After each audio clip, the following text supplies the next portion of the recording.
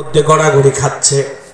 অন্য রাওয়ায়াতে এসেছে ওয়াদামু বাইনার রূহি ওয়াল জাসাদ, আদমের দেহ এক জায়গায়, রূহ আরেক জায়গায়। তখনও আমি আল্লাহর দরবারে নবী ছিলাম। শুধু তাই না, আদম সৃষ্টির 14,000 বছর আগে আল্লাহ তার হাবিবের নূর মুবারককে সৃষ্টি করেছেন। যখন থেকে রাসূলুল্লাহর নূর আল্লাহ সৃষ্টি করেছেন, তখন থেকে হুজুর তাকদীর আর নবী বলেন সুবহানাল্লাহ। সুবহানাল্লাহ। তো সম্মানিত ভাইয়েরা আমার, 40 বছর বয়সে রাসূলুল্লাহর নবুয়ত প্রকাশ পেয়েছে।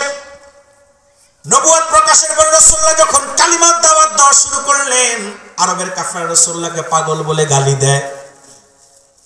প্রশ্ন করতে পারেন হুজুর, কারণ কি কারণে হুজুরকে কাফেররা পাগল বলে গালি দিত?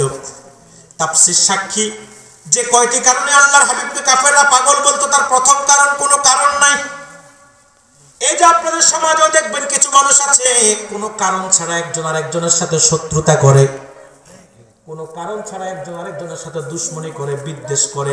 ঠিক আল্লাহর হাবিবকে যে কাফেররা পাগল বলে গালি দিত যে কয় কারণে, তার প্রথম কারণ কোনো কারণ নাই। দ্বিতীয় যে কারণে কাফের আল্লাহর হাবিবকে পাগল বলতে, না তাদের আদত, এটা তাদের অভ্যাস।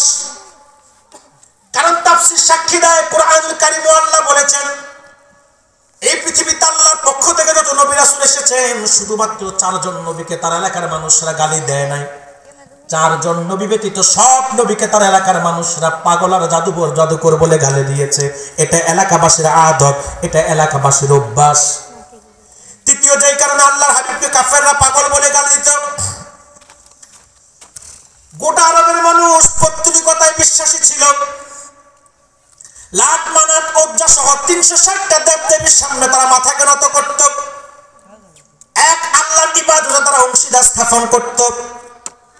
কিন্তু রাসূলুল্লাহ যখন এক আল্লাহর পথে আহ্বান শুরু করলো, কাফেরদের পথের বিপরীত পথ। এবার কাফেররা বলল মুহাম্মদ তো পাগল হয়ে গেছে। নাউজুবিল্লাহ বলবেন না?